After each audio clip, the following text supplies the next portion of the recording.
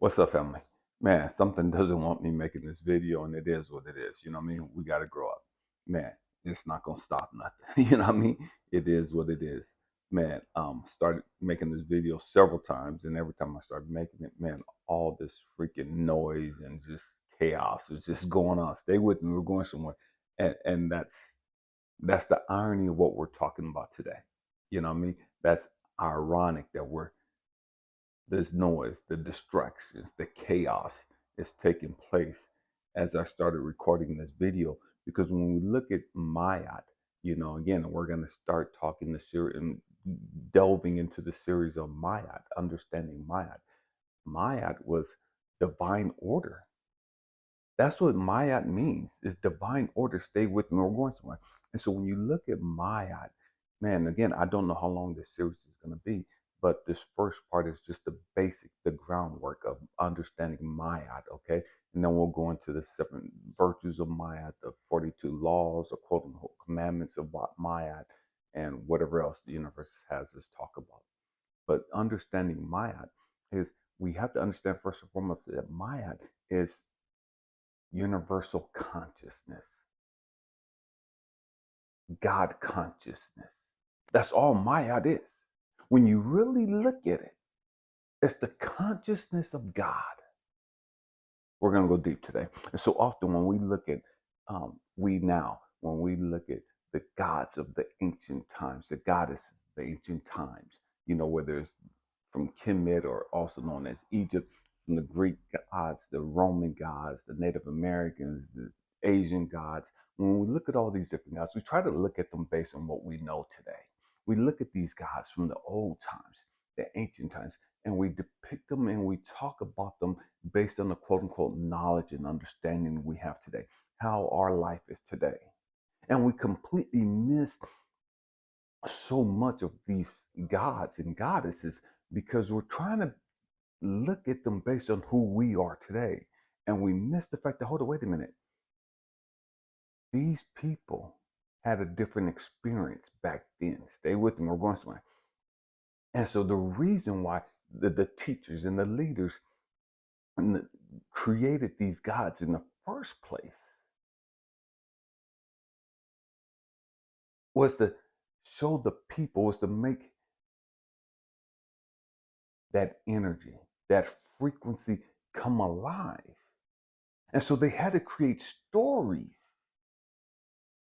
And these gods and goddesses had to take on names and depictions and certain characteristics to describe the deep teachings.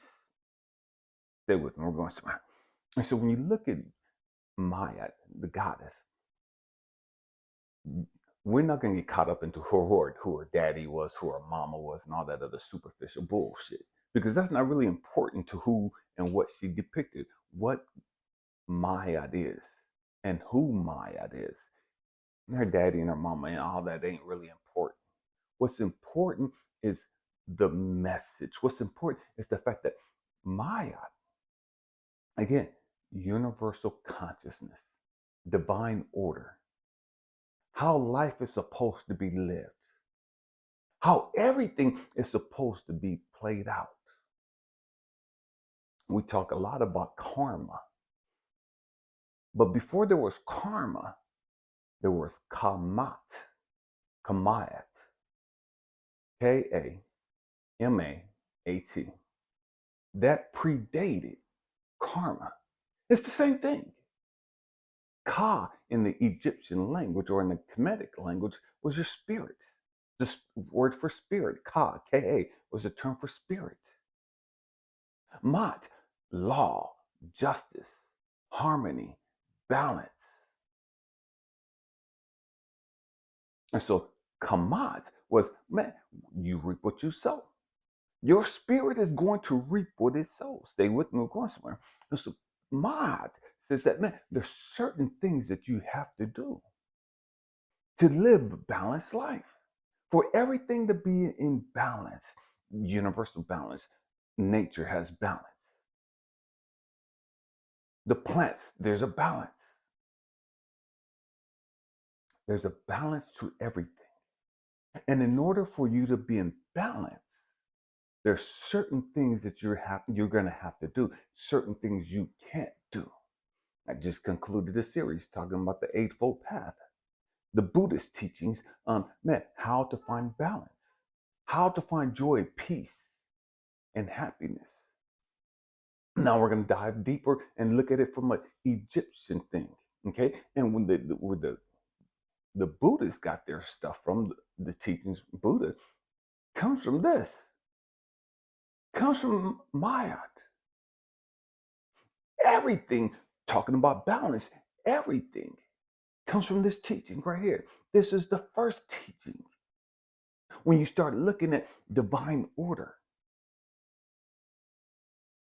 I don't care what culture you go to, I don't care what civilization you look at, all teachings come from this one right here. You look at America, you look at the Statue of Liberty, that comes from Maya. All the stories, the Greek stories of Rome, they all come from Maya. When we're talking about justice and balance, we have to grow up. We have to understand, well, what was she teaching? What was her life, or what was her role? And so when you look at Maya, that's who we're supposed to be. That's who we are at the highest version of ourselves.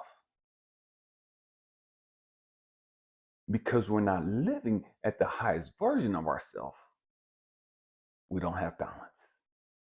We don't have peace. We don't have harmony. We don't have joy. And so when you look at the pharaohs and the kings and the priests in the temples, they taught the people that, man, everything has to be balanced. Everything has to be in harmony. There's a divine order for everything. No matter how rich you are and how poor you are, you're all gonna die. And you're all gonna have to come before this judgment, this hall of judgment. And you're gonna have to give an account for your life.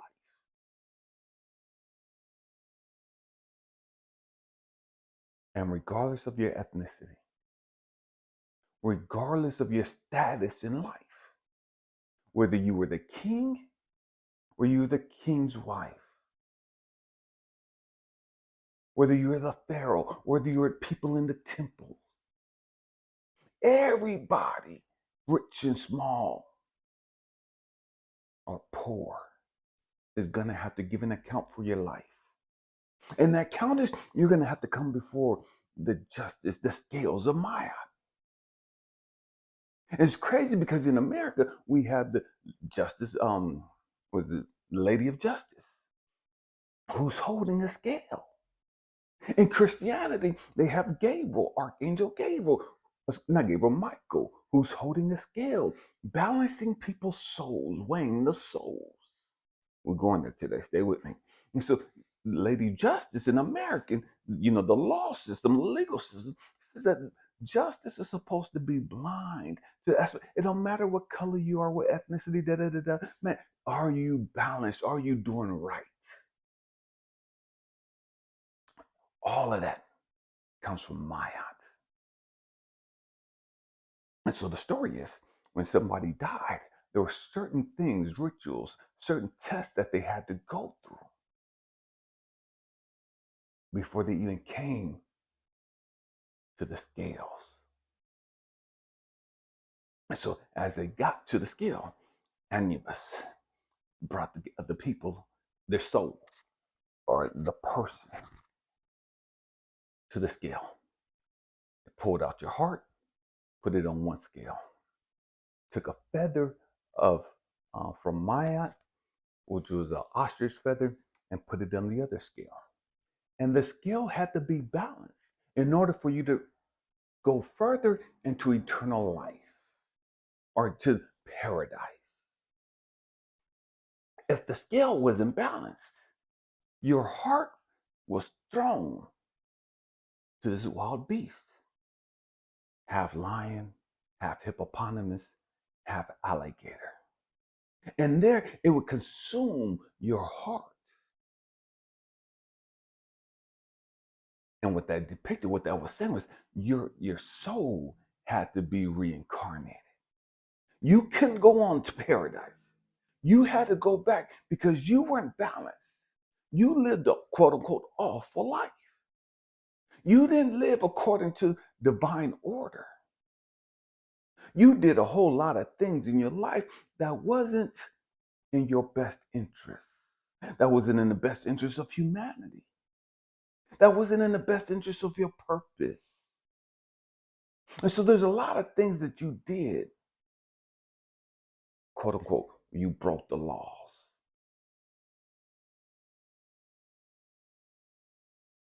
The spiritual law.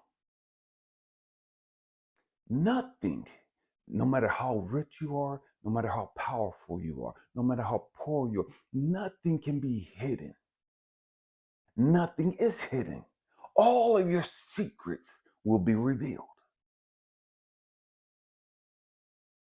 And so your heart is put on the scale. Your heart symbolizes that your moral compass, your thoughts, and your emotions. That's what your heart symbolized. So that was put on the scale. And it was balanced with a feather. Could you be as light as this feather? Is your heart as light as this feather? Are your thoughts as light as this feather? Are your emotions as light as this feather? See, so many of us, we're so frustrated with life. So many, we carry so much baggage and pain and suffering. Our hearts can't be light. Our hearts isn't light. Why? Because we're carrying the weight of the world. We're carrying this trauma and this pain and this suffering of our past experiences. And so it's weighing us down. It's become a burden to us. It's making us heavy. Our grief is heavy because we've been rejected. We've been abandoned. We've been brokenhearted. We've lost so much. We've gone through so much, and we've never learned how to let it go. And because you never learned how to let that go, because you never learned how to let go of your daddy issues or your mama issues or all the stuff that you've gone through as a little kid. Made a video a while back talking about the domino effect, the ripple effect. All that stuff applies to this. Because you've never learned how to let that crap go, now you're overwhelmed with the crap you're dealing with today and everything you've dealt with in the past that you haven't let go of.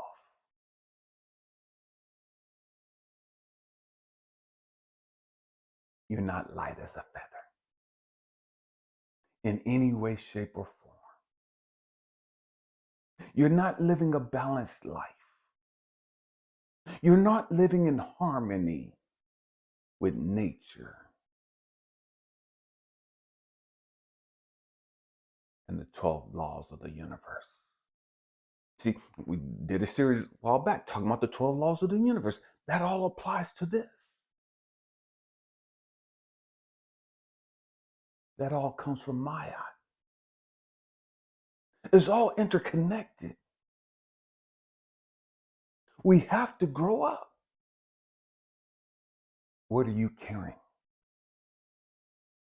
What are you carrying in your thoughts, in your feelings, in your heart? That if you were to die today and you would stand before not ISIS, excuse me, but you went to go stand before Maya and they put your heart on the scale, your mind on the scale, your feelings on the scale, what would happen? What would happen?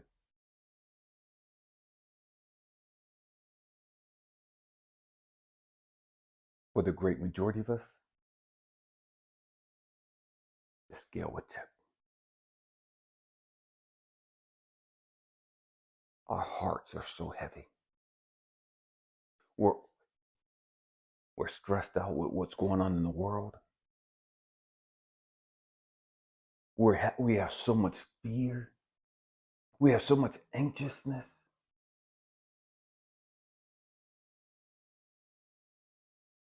We don't know who we are. We don't know why we're here. So that adds to our anxiousness. That adds to our fear. That adds to our self-hate.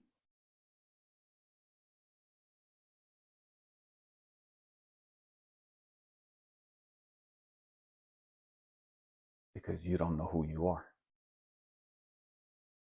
And you don't know why you're here.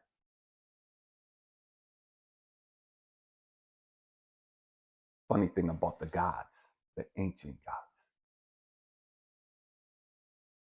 we are every one of them in some capacity. They're showing us who we are, what we're capable of being. Every single one of them.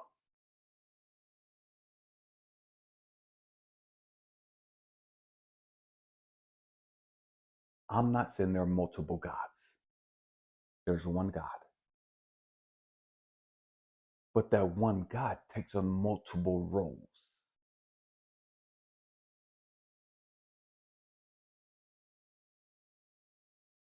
And that's us. Stay with me, I'm going somewhere. What do I mean? That's us. Sometimes you could be a strong, loving, caring person. You could be a great provider.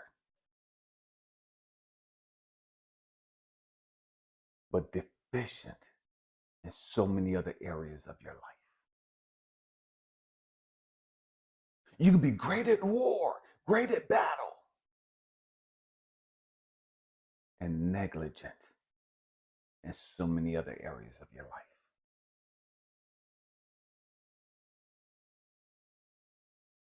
See, the truth is, if you look at and I had the privilege of going to Egypt, and when you look at the papyrus sheets, the Judgment of Ani is one of the biggest ones, one of the most popular ones, if you will.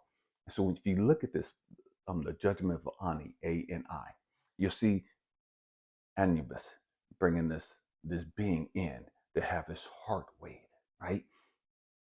And at the top, you'll see these 42 people, right? And what those people are, they're the judges. They're the 42 judges. Some say they're the 42 gods. And each of those gods, those 42 gods, represents a district of Egypt. Egypt was broken down into 42 different areas. And each of those judges, each of those gods, representing each of the districts or the regions. Sometimes the depiction isn't of 42 gods or the 42 judges. Maybe it's 12 of them. Maybe it's 14 of them. However many there are, they say that each of those judges is an area of your life. It's a certain area of your life.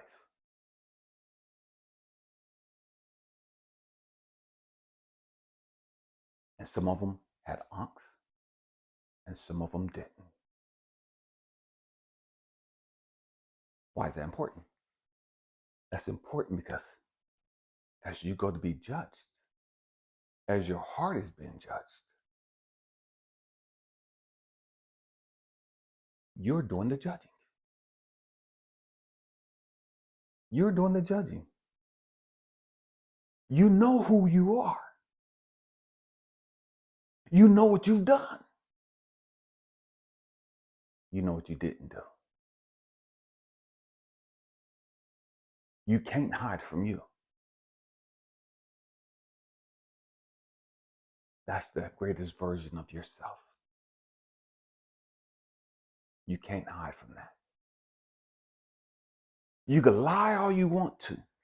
So part of the things that you had to do while you were standing there was, and I'll talk about this later, the 42 quote unquote, the confession. You had to make a confession. I did not. You know what I mean? There's a whole bunch of things that you have to say that you didn't do or that you did do. And so you're standing there and you're saying this, speaking this. Your heart is being weighed. The truth will always come out. The truth is always known, regardless of what you say, regardless of what you do.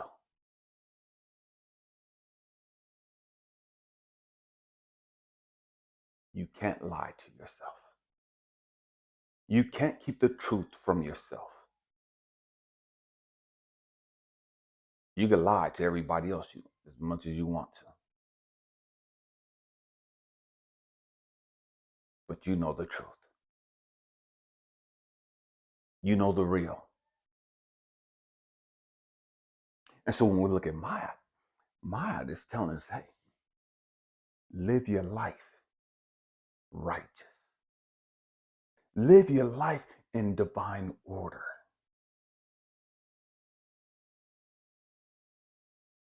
Live your life in balance, perpetual balance.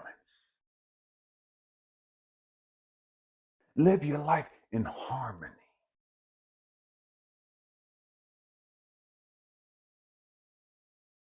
Live your life understanding that whatever you do, you can't hide it. You can't cover it up.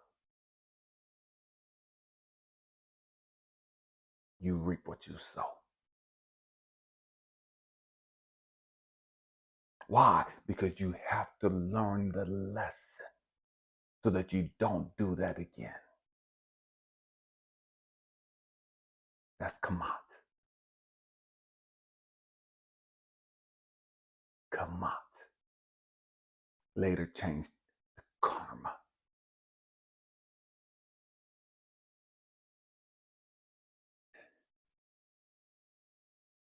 What are you deceiving yourself about? What are you trying to lie to yourself about? Are you trying to lie to yourself and convince yourself that you're better than what you are?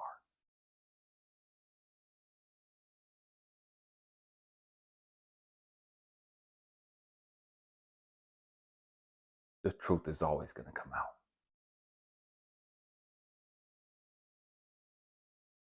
The truth is always revealed.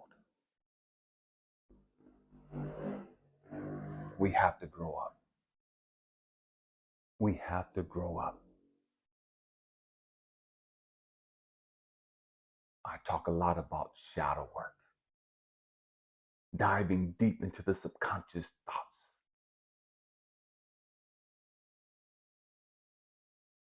our subconscious fears, insecurities. Why? Because all of this stuff keeps us from living in balance. All of this stuff keeps us from living in harmony. All this stuff keeps us from reaching our full potential, the best version of ourselves.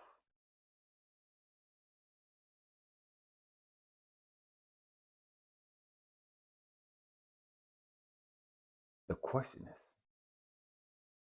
is, do you want to know the truth?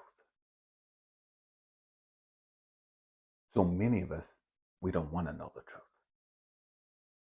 We would much rather believe a lie. Because if I believe a lie, then I don't have to change much. If I believe a lie, then I don't have to get out of my comfort zone.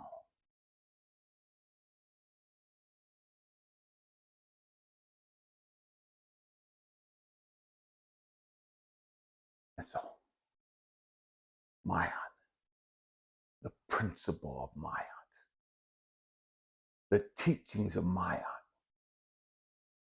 wasn't just for the kings and the queens,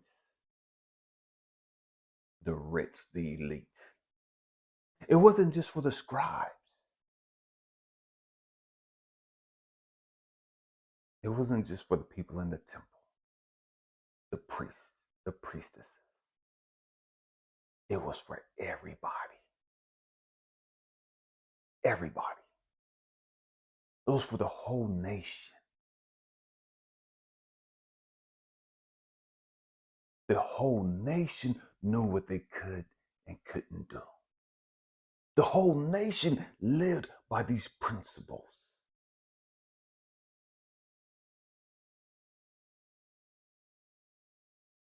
See, the trick is, they knew this. They didn't have to be commanded to live a certain way. They wanted to live a certain way.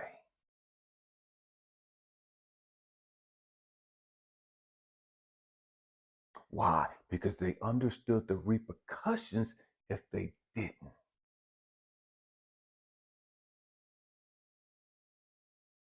The commandments came later. The 10 Commandments and all the other commandments from people that didn't understand the true teachings. That people that they lived in Egypt or Kemet. But again, understand, we're only going to teach you what you're capable of understanding. And so we're going to break stuff down to you as a foreigner on a level in which you can understand.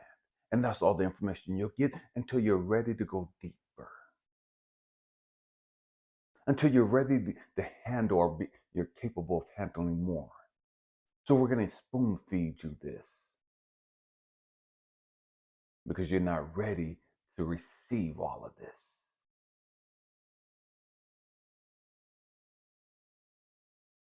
And so the Israelites, or whatever you want to call them, children of the Hebrewites, they weren't even Hebrew, they were Hebrew. It's a different word, but that means those that crossed over, those that came from the other side. That's where the term Hebrew comes from. Hebrew is an Egyptian word that says, man, they came over the river, they came over the water. Stay with me. And so when they left Egypt, they had been in Egypt all these years, 400 years. When they left with the limited knowledge of the Egyptian culture. They left with a limited knowledge of Maya. So they created their own system off of that limited knowledge. They created their own stories off of that limited knowledge. And so you get the 10 Commandments. You get heaven and hell.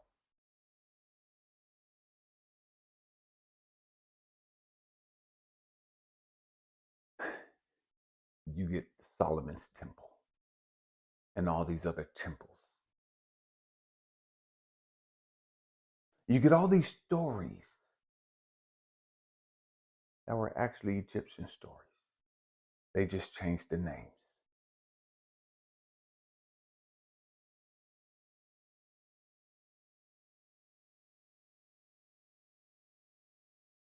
We have to grow up. And I know this isn't going to sit right with a lot of people. And again, I don't give a damn. I'm not here to convince anybody of anything. I don't care what you believe.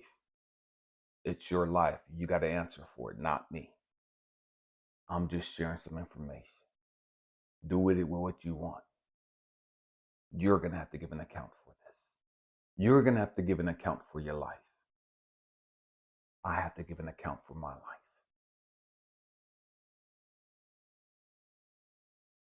I'm going to have to give account for everything I did and I didn't do. We all are. That comes from Kemet. That comes from Maya.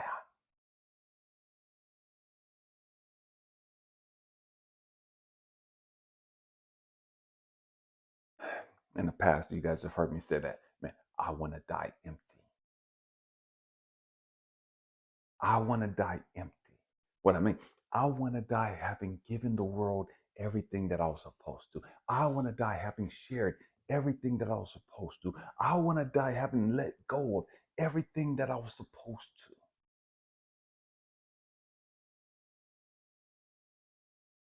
Why? So that I could be light. So that I could be light as a feather or lighter than a feather. I don't want to die taking all the stress and the worries and the fears and insecurities and the undone task and everything else. I don't want to die carrying anything with me.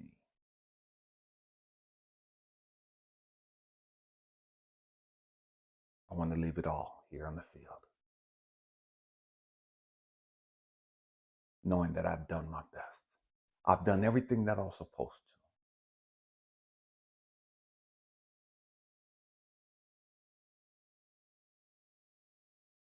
I live a balanced life. I live a life according to divine order.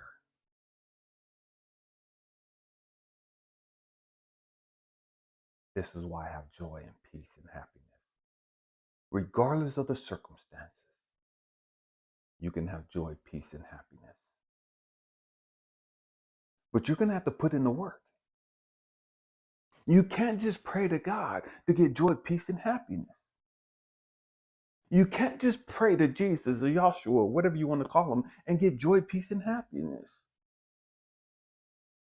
You've got to put the work in. You've got to earn joy, peace, and happiness. You earn joy, peace, and happiness by letting go of the things that you shouldn't be holding up to. By understanding, man, I got to let this crap go.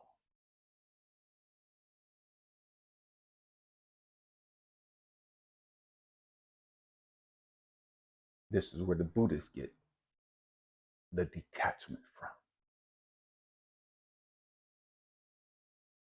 Living a life detached.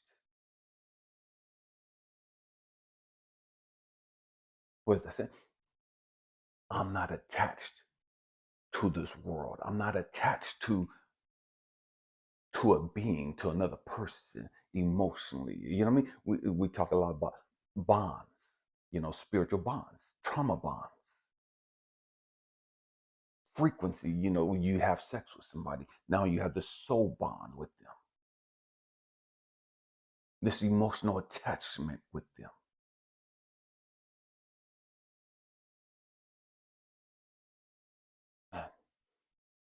And so when people have done us, quote unquote, wrong, people have hurt us, people have offended us, people have pissed us, we have this emotional attachment to them now.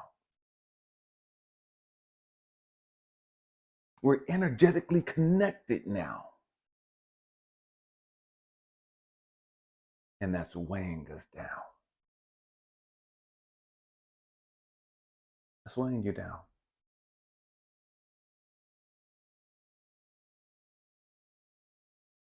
That's lowering your frequency.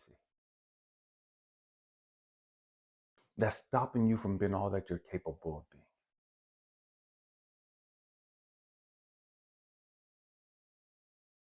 Because you're energetically and emotionally attached to things you shouldn't be, to people you shouldn't be.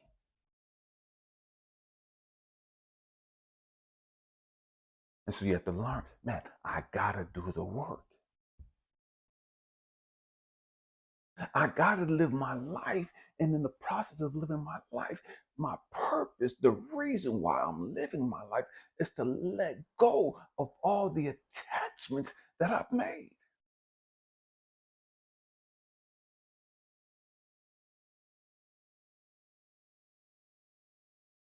the things and the people that I shouldn't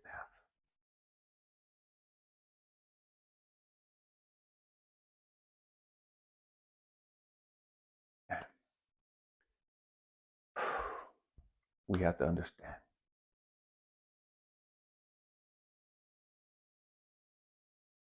life is all about doing the work, diving deep, understanding why you're the way you are, so you can heal from it, so that you could grow from it, so that you can let it go.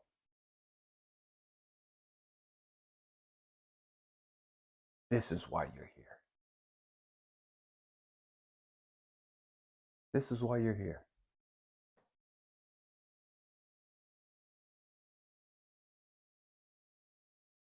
You have to remember who you are. You're all of those gods. You're the universal God, Source, the Most High. That's who you are.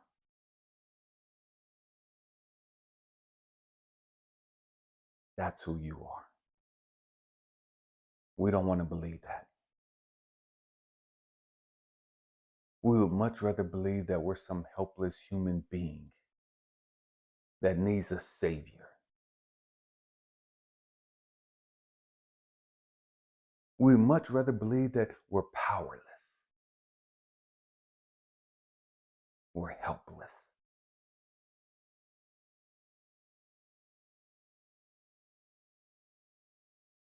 Man, we have to grow up. We have to grow up. Hope and pray that I said something to provoke some thoughts within you. You know what I mean? As far as to who you are, as far as understanding Maya. We're going to dive deeper as we start looking at the 7 virtues of Maya. What are those 7 virtues?